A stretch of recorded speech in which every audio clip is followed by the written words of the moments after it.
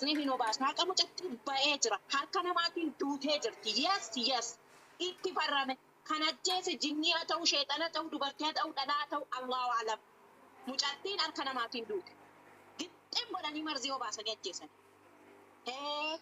akkas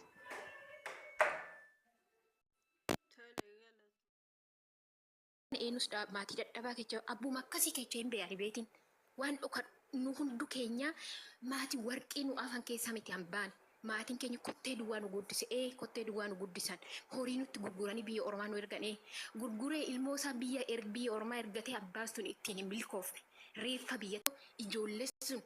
isaanis maatuma akkasii qaban miti maatii sanitti haa galan isaanis hin taa'an biyya Dubaay san keessatti duunee banna malee.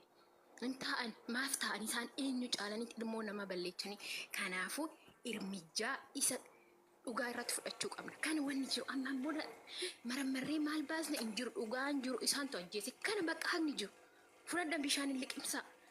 gargaarsa nutti hin jedhina hin gargaarra haga dandeenya waadadha kun kana bakka wanni isin hin jiru wanni bira hoomaa wanni fiddan hin jiru galatooma.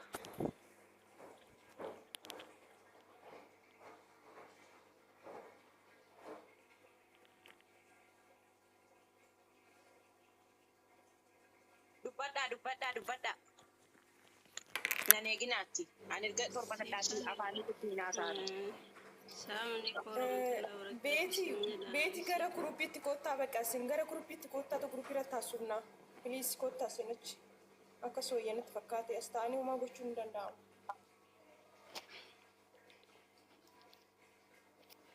Siifan. Wayyee asa ees dhagaan. Obboleeyyan keenya nimiti siifuun dhageettaan. Dhagaa jirti dubbadhuuti. Itti fufaamee akka nama muka nyaatutti dubbatan bari ijoolleen keenya itti fufaa yaada keechan gaggabaabsatoo.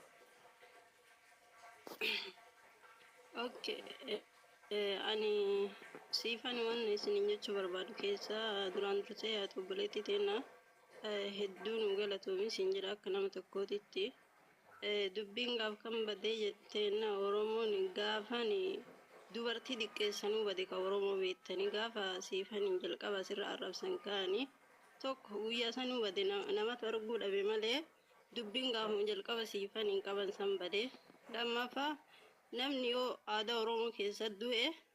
ani hojii kiyya dhiiseen jedhu namni reeffa walirra awwaala yoo isin of ajjeefte jecha akkasii hin jedhamu lammaffaa ani wallahi na dhibee hedduu takka siifani wallahi billahi dhiira Oromoo tan miliyoona 60 osoo isii takkatti hin jijjiirani ani hedduu natti tola maaliif dhugaa dubbate namni dhugaa dubbatu addunyaa kanarratti inumaayyuu wallahi billahi kabajjaallee hin qabu yaaniitii akkamaan nama sanatti fakkaate mucayyoo duuti san jaalaa siifaniinuu yuuyyuu osoo danda'anii yakkamtu isii godhuu barbaadee hawaasni kun jechuudha. Ani ka warra yakka keessatti himatamanii illee miti ka warra dhaqee illee miti Oromoo miliyoona 60 sila aadaa Oromoo keessatti yoo namni du'u reeffi namaa kun maafi hin kabajamne. Xayyiif siifan gaafas qabeenya kiyyaa sitti kutadhaa jette waan yaaniitii damfitee hurkitee fidde kana hundaa itti kutadhaa Oromoo achi boodatti kadhadhaa jettee mucattiin tun obboleettii isiitii miti maaltu isii godhe Oromummaa isii godhe maatii isii kun lama du'eessadhaan waan feeteef haa duutu mucayyoon tuni fakkeenyaa fi gaafas waggaa 7 guutuu namni maatii ofirra gaafa cite namni sun du'ee qabrii keessa jira jechuu hin dandeenye sababa malee miti namni waggaa 7 maatii ofirraa citu maatii ofirraa citu jechuun du'ee qabrii keessa jiru kun sababa malee miti obboleeyyan kee akkasi beekuu qabna lammaffaa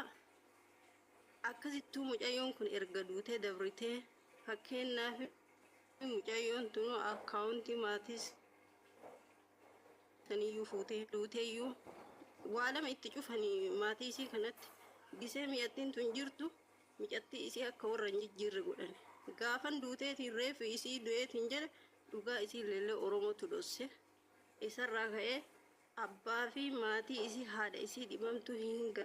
gargaarre jennee waan qabnu Oromoon kun gaafas onnatee bira dhaabbachuuf jedhu kana akka hin gargaarre ka godhe Oromoo biyya Dubaa keessa jirtu tokkoffaa irratti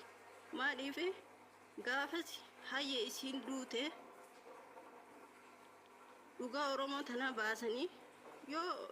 dhugamaanu obboleeyyan keenya kadhiiraa sunillee rabbiin sababaa itti godhee jiraate Oromoo waliin ajjeesu walirraa fixa hanga fedha wallaahi dhugaa tana yoo dhussanii ilmoo namaatiin namaa deebiti eegaa ijoolleen tun harki isaaniillee qulqulluu namni nama bira galaa ani ka gaafii natti ta'e hanga mucayyoon xalaa barreeffattee achi na awwaalaa mallaqa kana kan na godhaa jettu bira batastaatu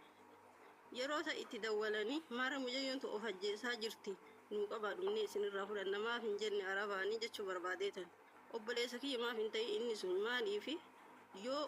dhugamaanillee wallaahi mucayyoon tun miidhaniillee jiraatan jechuu yaa Oromoo ani qabeenya isii fixeetiin kana taate narraa fixaa jedha malee namni suni nama hagatu itti dhiisanii kaanii xalaa achi na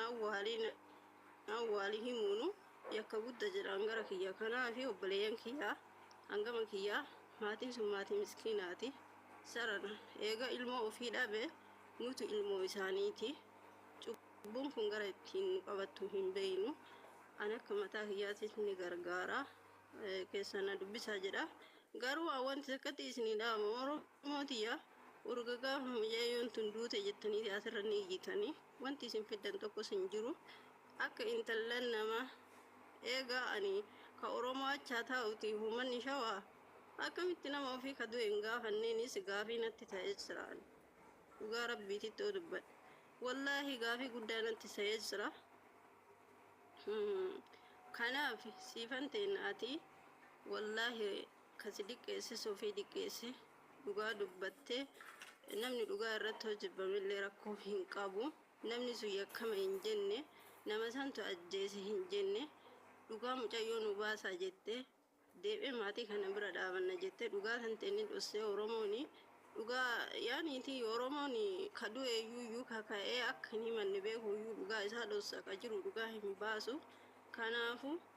asirratti ebaluun miisimnaa maalii goonaa ka jettan kunis ammas illee dubbiin teessan gaafuma afaan isin qabanii asirratti hin dubbatin jecha gaafa namaan jedhame tokko dubbiin sun akka militte beekuu qabdan kanaafu woo waa godhuu barbaaddanis gadi bu'aa lafarra godhaate akka dhiiraa agarsiisaa isin jechuu barbaade yookaan asirraallee wacina homata kan finnu yaa shamarran ta'e kanarraa barattanii jirtan jedha warri asirraa haftan kana Abeet. Wanti asirraa wacnee finnee jira tokkoffaa namni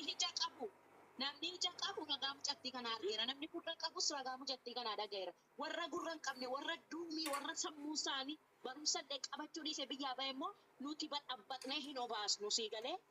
badhabbatnee hin obaasnu haqa mucattii ba'ee jira harka namaatiin duutee jirti yes itti farrame kan ajjeese jinnii haa ta'u sheexana ta'u dubartii haa ta'u dhalaa haa ta'u Allahu alam mucattiin harka namaatiin duute gixxeen godhanii marzii obaasanii ajjeesan akkas tole galatoome